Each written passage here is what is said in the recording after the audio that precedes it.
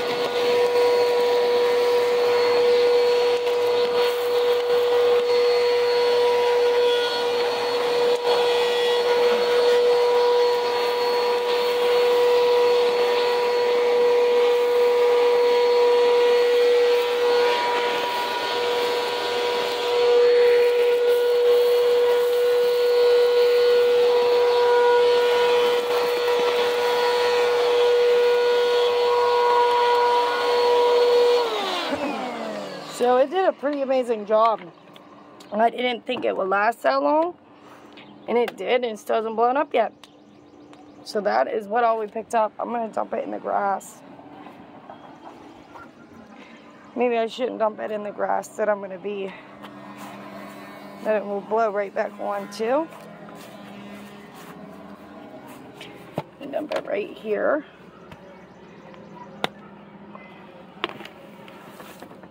That is a crazy amount of dirt. Like, that's insane how much was on there that I couldn't even see. So that is what the clean view picked up off of the cement. So this is what it looks like now.